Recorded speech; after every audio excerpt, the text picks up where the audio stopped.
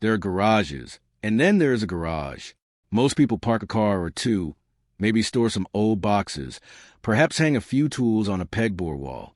But somewhere in Burbank, California, tucked away from the flashy lights of Hollywood and the noise of celebrity culture, exists a place so extraordinary that those who have visited it struggle to find the right words to describe what they saw. It is not just a building. It is not just a storage facility. It is, by every definition that matters, one of the most remarkable private spaces in the entire world. And it belongs to a man most of us know from his years behind a late-night desk, cracking jokes and interviewing Hollywood's biggest stars. Jay Leno, the man, the legend, and the secret he has been keeping behind those massive garage doors for decades.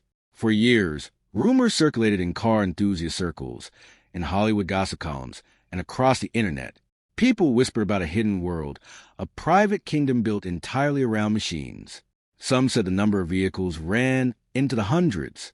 Others claimed Jay had cars so rare that most people had never even heard of brands, let alone seen the vehicles in person. But nobody outside of Jay's tight inner circle truly knew what was behind those doors. Until now, when they finally opened Jay Leno's legendary Big Dog Garage to closer public scrutiny, what emerged was not simply a collection of expensive automobiles. What they discovered was a living, breathing monument to human ingenuity, passion, and history. And the story behind it will leave you completely speechless. Before we walk through those doors, it is important to understand the man who built this empire on wheels. Jay Leno did not grow up wealthy. He was not handed a fortune that allowed him to simply purchase whatever caught his eye at auctions. His story began in a far more modest setting, performing stand-up comedy in small clubs, scraping together enough to get by, dreaming of a life that felt impossibly out of reach. From the very beginning of his career, Jay had one obsession that never faded, never dimmed, and never once competed with anything else in his life for dominance. Cars, motorcycles, machines, the smell of engine oil, the sound of a roaring exhaust, the feeling of a perfectly tuned engine humming beneath your hands. While other young comedians dreamed of fame and fortune, Jay dreamed of a garage. Not just any garage, but a garage that could hold the entire history of the automobile. A garage that could tell a story spanning more than a century of engineering brilliance. As his career grew, so did his collection. Every major milestone in his professional life seemed to translate directly into another vehicle added to his personal inventory. A successful comedy tour meant a rare motorcycle. A new television deal meant a classic sports car from another era. By the time Jay Leno became the face of The Tonight Show, his garage had already become something that defied ordinary categories. It was no longer just a hobby. It was a calling. What makes Jay's passion genuinely different from that of typical celebrity collectors is the depth of his knowledge and his hands-on dedication. He does not simply write a check and have someone else deal with the details. Jay knows every car in his collection intimately. He understands their mechanical history, their engineering quirks, the stories of how they were built and who built them. He can tell you which years a particular model was produced, which racing records it broke, and what made it revolutionary for its time. This is not the passion of a man showing off wealth. This is a devotion of a genuine enthusiast who happens to have extraordinary resources.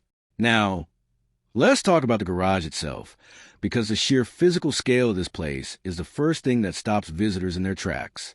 The Big Dog Garage in Burbank, California spans over 120,000 square feet. To give you a sense of what that actually means, that is roughly the equivalent of 2 full-size football fields placed side by side under one roof. Within that massive footprint exist multiple large buildings, each serving a specific and carefully organized purpose.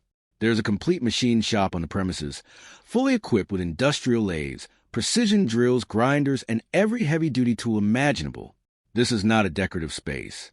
This machine shop is actively used, regularly, to fabricate replacement parts for vehicles so rare that those parts simply do not exist anywhere else in the world. When you own a car from 1906, you cannot simply walk into an auto parts store and order what you need. Jay's team engineers and manufactures those components from scratch by hand on site. It is a level of craftsmanship and dedication that most professional restoration shops cannot match. Adjacent to Machine Shop is a full restoration bay where vehicles arrive in various states of disrepair and emerge as pristine, fully functional machines. Some of the cars that have entered this bay were pulled from scrapyards, their bodies eaten by rust, their engines seized and silent for decades. Through painstaking work, skilled mechanics strip them down to bare components, clean every individual piece, fabricate or source replacements for anything beyond saving, and then reassemble everything with precision. The process can take months or even years for a single vehicle, and Jay finds joy in every single stage of it. The garage also features a dedicated car wash area specifically designed for antique and delicate vehicles. These are not cars you run through an automated tunnel with spinning brushes. Some of Jay's vehicles are so old and so fragile that cleaning them requires specialized techniques, specific cleaning agents, and an enormous amount of patience. Every vehicle in the collection receives this level of careful attention as a matter of routine, not as an occasional luxury. But perhaps the most astonishing thing about the Big Dog Garage is not what it contains, but what it represents. This is not a cold muse. Unlike space with roped-off exhibits and climate-controlled glass cases, it feels, by all accounts from those lucky enough to visit, like someone's home. There are oil stains on the floors. Shelves are loaded with parts, tools, and decades of mechanical memory. The atmosphere is warm, personal, and lived in. Jay built this space not to impress visitors or to serve as a status symbol. He built it because he genuinely loves being there. By the close of 2024, Jay Leno's collection had grown to include over 181 cars and at least 160 motorcycles, all housed in a single location. The sheer variety of vehicles spans more than a century of automotive history and crosses every imaginable category of machine. Among the crown jewels is a 1994 McLaren F1, one of the most celebrated performance cars ever built. Jay purchased this vehicle in the late 1990s for approximately $800,000, a figure that seemed extraordinary at the time. Today, that same car carries a valuation exceeding $20 million. But for Jay, the value is never really about money. The McLaren F1 represents the pinnacle of a particular moment in automotive engineering, when designers and engineers pushed every known boundary to create something that had never existed before. Then there's a 2006 EcoJet, a vehicle so unconventional that it looks less like a car and more like a prop from a science fiction film. This machine was built specifically for Jay and runs on a turbine engine powered by biofuel. Driving it reportedly feels closer to piloting a low-flying aircraft than operating a road vehicle. It represents Jay's genuine fascination with alternative fuel sources and his belief that the automobile's future is as interesting as its past. The 1906 Stanley Steamer takes you even further back in time. This is a car that runs on steam, requiring patience and preparation before it will move anywhere. But once it gets going, it glides down the road with an eerie, almost ghostly quietness that modern drivers find deeply unsettling and profoundly beautiful at the same time.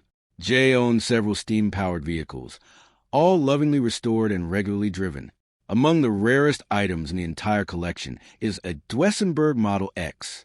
This car is so scarce that Jay's example is believed to be one of only 5 known to still exist anywhere in the world. The craftsmanship visible on this vehicle, from its hand-formed body panels to the intricate woodwork and metalwork inside the cabin, reflects an era when automobiles were treated as rolling works of fine art rather than mass-produced transportation. Jay also owns a Chrysler turbine car, a machine so ahead of its time that it baffles people even today. In the 1960s, only 55 of these jet engine-powered vehicles were manufactured and only 9 survive. Jay's example still runs. He also keeps tanks in the collection, which should tell you everything you need to know about the breadth of his interests. When people finally get close enough to look past the gleaming paint and the extraordinary engineering, they begin to notice something unexpected. The most surprising thing about Jay Leno's collection is not any individual car. It is the human story woven through the entire place. Jay meticulously documents every single vehicle, every repair, every replacement part, every moment of restoration success is recorded and preserved. For cars over a century old, this level of documentation transforms a garage into something more like a library than a storage facility. The records he keeps are not for resale purposes or insurance documentation. They exist so that future generations can understand exactly what these machines are and where they came from. Many of the vehicles in the collection were not purchased at auction or through dealers. Some arrived as donations from ordinary people who heard about Jay's reputation and trusted him with something irreplaceable. Families have handed over cars belonging to deceased grandparents, accompanied by handwritten letters explaining what the vehicle meant to their family. Jay treats these gifts with a reverence that goes far beyond their monetary value. And then there's the most surprising discovery of all. Despite owning millions of dollars worth of irreplaceable vehicles, Leno regularly drives them on public roads. No security escort. No special arrangements. He simply gets in, starts the engine, and drives. People on sidewalks wave. Jay waves back. It is, by any measure, one of the most quietly extraordinary things a person in his position could possibly do. Jay Leno's YouTube series, simply titled Jay Leno's Garage, has brought all of this to millions of viewers worldwide. The show is not a typical automotive program filled with sponsored content and performance metrics. It is, at its core, a history lesson delivered by someone who genuinely loves the subject matter. Jay explains how cars work, why they were designed the way they were, what problems their creators were trying to solve, and what those solutions tell us about the era in which they were built. Engineers, mechanics, and celebrities visit the garage regularly, and the conversations that unfold there feel completely natural because they are. Nobody is performing for the camera. They are simply people who share a passion, talking honestly about something they love. Jay also contributes columns to publications, including Popular Mechanics and the Sunday Times, extending his educational mission into print. His writing carries the same warmth and humor that defines his television personality, while delivering genuinely substantive content about automotive history and mechanics. His generosity extends to charitable work as well.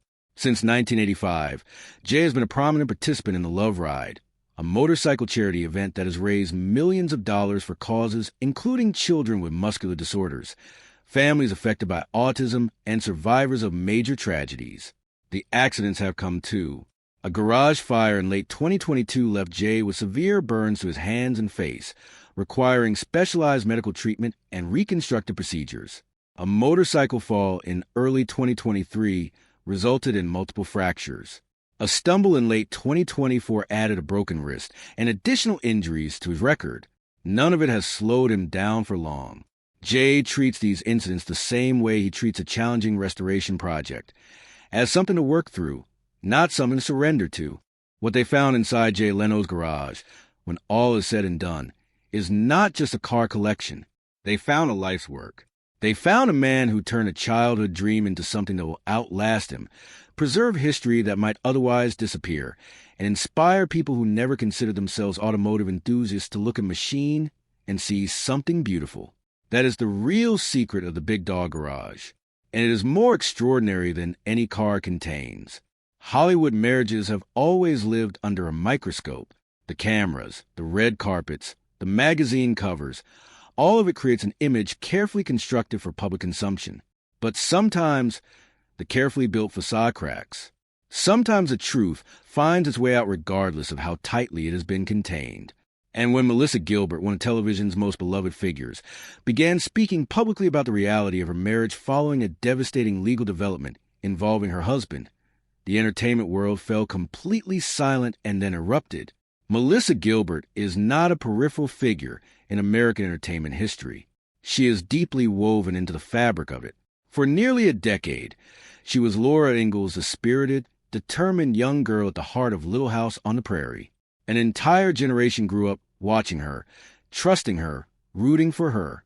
She was a girl next door, the wholesome face of family television, at its most sincere. When she smiled, audiences across the country smiled with her. When she cried on screen, they cried too. The connection between Melissa Gilbert and the viewing public was, and remains, genuinely emotional, which is precisely why what came next hit so many people so hard. Because what Melissa has revealed about her private life, about the man she chose to share it with, and about the version of herself that existed behind the cameras, is a story no one saw coming. It is raw, painful, complicated, and ultimately deeply human. And it deserves to be told fully and honestly. To understand the weight of what Melissa Gilbert has disclosed, you first need to understand who she is beyond the character that made her famous. Born in 1964 in Los Angeles, Melissa was adopted as an infant by a family deeply embedded in the entertainment industry. Her adoptive father was comedian Paul Gilbert, and her adoptive mother was actress Barbara Crane. From the very beginning, Melissa's world was show business. She began working as a child actress at an extraordinarily young age, appearing in commercials and television programs before she had finished elementary school. But everything changed in 1974 when she was cast as Laura Ingalls in Little House on the Prairie. The show ran for 9 seasons and made Melissa Gilbert one of the most recognized child stars in American television history. She was not simply playing a character. For millions of viewers, she essentially was Laura Ingalls, brave, honest, full of heart, and fundamentally good. But the reality of growing up in Hollywood, as Melissa has spoken about extensively in her own words, was far more complicated than the sunlit prairie landscape suggested. The pressure of maintaining a public image, the emotional complexity of inhabiting a character so thoroughly beloved, the challenge of navigating adolescence under constant public scrutiny, all of it left marks that took years to fully understand. Her early romantic life unfolded almost entirely in public view. Her relationship with Rob Lowe was one of the most talked about young Hollywood romances of the 1980s. Her first marriage, to actor Bo Brinkman, ended in divorce. Her second marriage, to actor Bruce Boxleitner, also eventually concluded. Through all of it, Melissa maintained a public presence that somehow balanced openness with privacy, sharing enough to stay connected with her audience while protecting the parts of herself she needed to keep. Then Timothy Busfield entered her life, and everything changed again. Timothy Busfield is a familiar face to television audiences in his own right, best known for his role in the critically acclaimed drama 30-something, for which he won an Emmy Award. Busfield built a respected career as both an actor and director. He carried a reputation as a serious, thoughtful professional with genuine creative talent. Melissa and Timothy met, fell in love, and married in 2013. By outward appearances, it seemed like a mature, stable union between two people who both navigated the complicated waters of the entertainment industry and emerged with their sense of self intact. They settled into a life that appeared, from the outside, remarkably grounded for two people with their professional history. They were candid about finding happiness in their later years together and spoke warmly about their relationship in interviews. Melissa relocated with Timothy and made real sacrifices in terms of her career proximity to Hollywood. She was open about the adjustments involved, about learning to build a life that prioritized their partnership over professional convenience. She wrote about it. She spoke about it in interviews. There was, in everything she said publicly, a genuine sense that this chapter of her life represented something she had worked hard to earn and was deeply grateful for, which makes what came next all the more shattering to process. The legal situation involving Timothy Busfield emerged and became a matter of public record, transforming the private difficulties of their marriage into a subject of public conversation. For Melissa Gilbert, a woman who had spent decades carefully managing the boundary between her public persona and her private reality, having that boundary collapse so dramatically represented a rupture unlike anything she had previously experienced. In the wake of the legal proceedings, Melissa began speaking with a candor that surprised even those who considered themselves familiar with her story. What she revealed was not simply a narrative about a marriage under stress. It was a deeper reckoning with questions she had been wrestling with privately for some time, questions about identity, about the stories we tell ourselves to survive difficult periods, and about what it truly means to stand by someone when the ground beneath the relationship shifts without warning.